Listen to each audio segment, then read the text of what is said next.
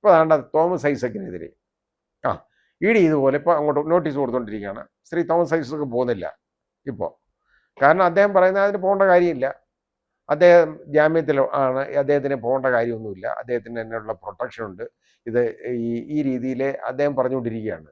ഇനി എന്നാണ് വന്ന് പിടിച്ചുകൊണ്ട് പോകുന്നതെന്ന് നമ്മൾ നോക്കി ഇരിക്കണം.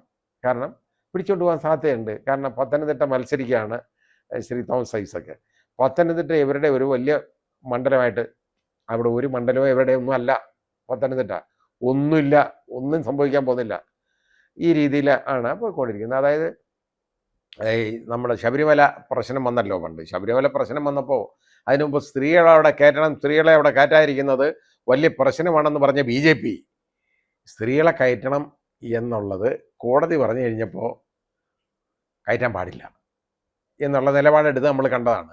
എന്നിട്ട് അത് വെച്ചുണ്ടെങ്ങാടിയും വഴക്കും ബഹളവും വലിയ പ്രശ്നങ്ങളുമായി അങ്ങോട്ട് മുമ്പോട്ട് പോയി.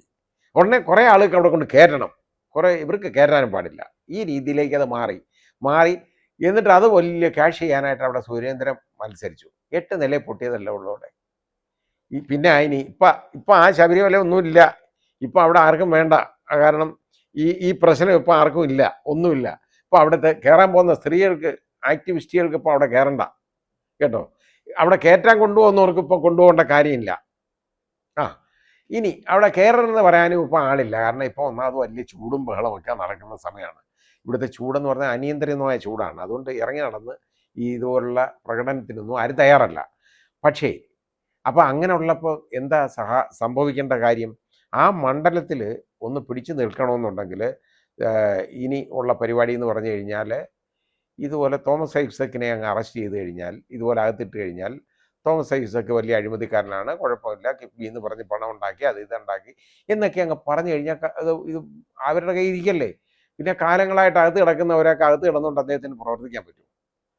അപ്പോൾ ആ രീതിയിൽ ചിലപ്പോൾ ചെയ്തേക്കാം. പക്ഷേ അത് ഞാൻ CPM-നോടെന്ന് പറഞ്ഞാൽ പ്രത്യേകിച്ച് മുഖ്യമന്ത്രിയോട് അത് ചെയ്യത്തില്ല. കാരണം മുഖ്യമന്ത്രിയോട് ചെയ്യാനാണെങ്കിൽ ഇവിടെ അതിന് ഇഷ്ടം പോലെ വകുപ്പുണ്ടായിരുന്നു. അത് SFI ഒക്കെ വന്നിട്ട് പോക്ക് നമ്മൾ കണ്ടതാണ്. തെളിവുണ്ടായിട്ട് കോടതി പറഞ്ഞ് ഇതിനകത്ത് മുമ്പോട്ട് പോകാമെന്ന് പറഞ്ഞു. കർണാടക കോടതി പോയി, അവിടെയും തോറ്റുപോയി, അവിടെയും അത് തള്ളി. നല്ല തെളിവുള്ളതാണെന്ന് പറഞ്ഞു, തള്ളി. എന്നിട്ടും അവർക്ക് വേണ്ട. പക്ഷേ ഒന്നും തികയാത്ത കേജ്രിവാളിനെ അന്വേഷണത്തിൻ്റെ ഇടയിൽ അറസ്റ്റ് ചെയ്യുകയാണ്. ഇവിടെ നമുക്ക് അന്വേഷണത്തിനിടെ അറസ്റ്റൊന്നുമില്ല. ഇനി തോമസ് ഐസക്ക് എന്ന് പറയുന്ന ആൾ ശ്രീ പിണറായി വിജയൻ അല്ലാത്തത് കൊണ്ട് ചിലപ്പോൾ ഈ പറഞ്ഞ പോലെ നടന്നിരിക്കും. അത് ഒരു സീറ്റെങ്കിലും ഇതുപോലെ വേണമല്ലോ. ശ്രീ തോമസ് ഐസക്കിനെ അറസ്റ്റ് ചെയ്തുകൊണ്ട് ഇത് അവരുടെ പ്രതിച്ഛായ മൊത്തമായിട്ട് BJPയുടെ പോകുമെന്നൊന്നും ഞാൻ കരുതുന്നില്ല. കാരണം പറയും ഇന്നതുപോലൊക്കെയാണ്, അത് അവിടെ ഹാജരാവുന്നില്ല, അതുകൊണ്ട് അങ്ങനെ ചെയ്തതാണ്, ഹാജരാവാത്തവരെല്ലാം അങ്ങനെ ചെയ്യും, കേജ്രിവാളിനെ ചെയ്ത് കണ്ടില്ലേ, പിന്നാണ് തോമസ് ഐസക്ക് എന്നുള്ള രീതിയിലൊക്കെ പറഞ്ഞു പോകാം. ചിലപ്പോൾ അങ്ങനെ നടന്നുകൂടായികയില്ല. ചിലപ്പോൾ ഇതൊക്കെ നടന്നേക്കാം. ഈ കലിയുഗമല്ലേ, നമുക്ക് എന്തും കാണാമല്ലോ എന്ന് പറയുന്ന പോലെ എല്ലാ കാര്യങ്ങളും നമുക്ക് കാണാം. പുതിയ പുതിയ കാര്യങ്ങൾ നമ്മൾ കണ്ടുകൊണ്ടിരിക്കുകയാണ് രാഷ്ട്രീയത്തിൽ. ഇങ്ങനെയാണ് ഇപ്പോൾ രാഷ്ട്രീയം എന്ന് പറയുന്നത്. ഇതാണ് രാഷ്ട്രീയം എന്ന് പറയുന്നത്. ഇത് കള്ളന്മാരുടെ ഒരു സംഘമായിട്ട് ഇതെല്ലാം മാറി എന്നുള്ളതാണ്. അത് ഒരു രാഷ്ട്രീയമൊന്നുമല്ല, BJP എന്ന് മാത്രമല്ല ഈ പറയേണ്ടത്. എല്ലാ രാഷ്ട്രീയ പ്രസ്ഥാനങ്ങളും ഇതുപോലൊക്കെ തന്നെയാണ്, ഒരു വ്യത്യാസമില്ല. ഒരു വിധത്തിലല്ലെങ്കിൽ മറ്റൊരു വിധത്തിൽ അവർ കുറേ അണികളെ ഉണ്ടാക്കിയെടുത്ത് അവർക്ക് വളരാൻ, എന്തിന്, നേതാക്കൾക്ക് തഴച്ചു വളരാനുള്ള മണ്ണുണ്ടാക്കുക എന്നുള്ളതല്ലാതെ അതിനപ്പുറത്തോട്ട് ഒരു കാര്യമില്ല. ജനങ്ങൾക്ക് വേണ്ടിയുള്ള ഒരു സംവിധാനമൊന്നും അല്ലത്.